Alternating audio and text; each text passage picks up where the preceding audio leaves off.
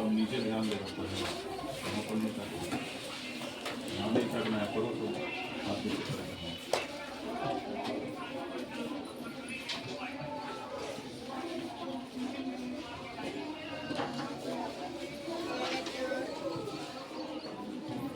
चलिए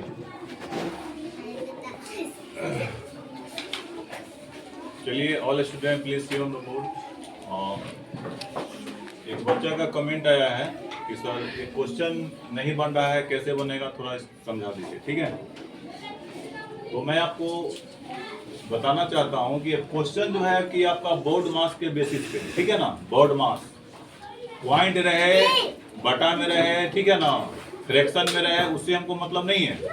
ठीक है, ये आपका बोर्ड मास का क्वेश्चन है।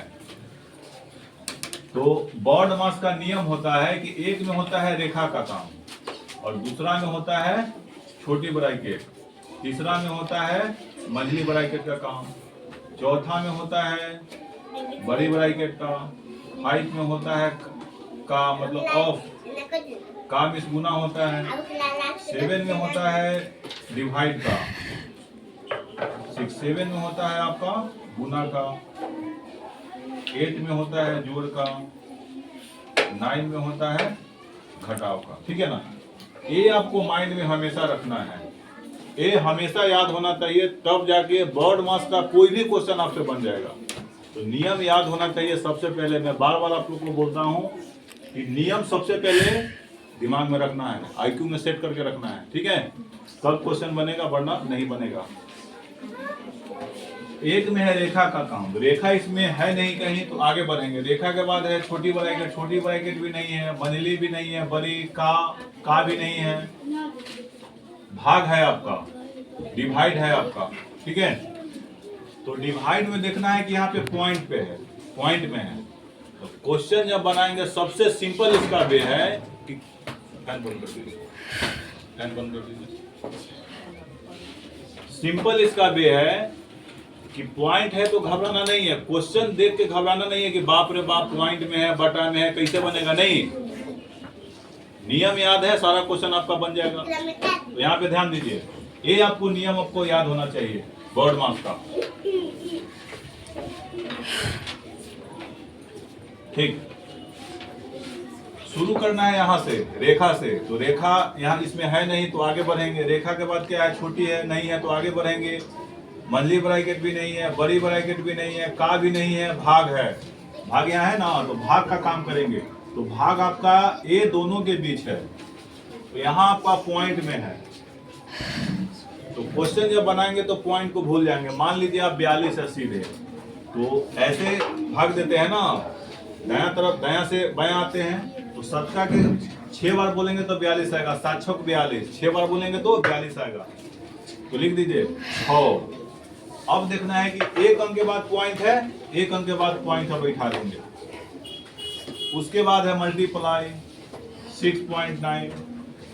अब आपका भाग के बाद गुना का काम होता है मल्टीप्लाई, तो मल्टीप्लाई तो इसमें है, मल्टीप्लाई है, ये दोनों के बीच है, तो यही दोनों का काम करेंगे। बाकी जैसे है वैसे आपका रहेगा। तो यहाँ पे पॉइंट है, तो पॉइंट को हम भूल जाएंगे, तो पॉइंट को भूलेंगे तो 6 होगा आपका।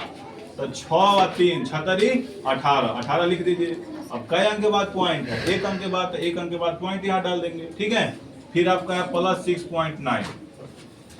अब जोड़ना है, जब सेम डिजिट के बाद अगर पॉइंट रहे दोनों में, तो सीधे पहले इसको जोड़ देना है। 1.8 का मतलब होता है 1 रुपया 80 पैसा, जीरो यहाँ छुपा हुआ है। 6.9 का मतलब 6 रुपया 90 पैसा। ठीक है ना, तो आप जोड़ेंगे तो पॉइंट को हटा देंगे, पॉइंट को भूल जाएंगे। ठीक है,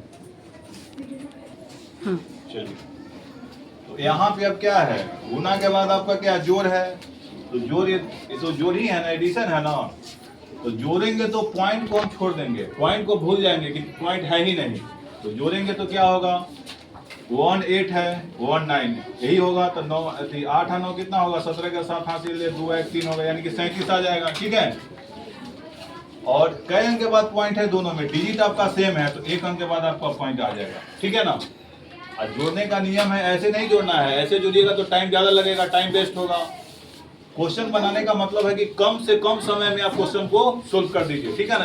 8 है तो 9 8 17, 17 के 7 हासिल 1, 6 1 7 1, यहाँ पे 8 होगा, यानी कि 8 पॉइंट कितना आएगा, 8 पॉइंट आएगा 7 आएगा, यानी कि 8 रुपया 70 पैसा, ठीक है ना। तो आई होप कि आप लोग को समझ में आया, समझ गए ना आप लोग। तो ऐसे आप लोग को बनाना है, ठीक है ना। क्वेश्चन देख के डरना नहीं है, मेन जो लॉजिक है, ट्रिक है, फार्मूला है, उसको पकड़ना है, हमेशा माइंड में रखना है, आईक्यू में रखना है, ठीक है ना। फार्मूला याद रहेगा सारा क्वेश्चन बन जाएगा, नहीं याद रहेगा नाक रगड़ के रह जाओगे, नहीं बनेगा।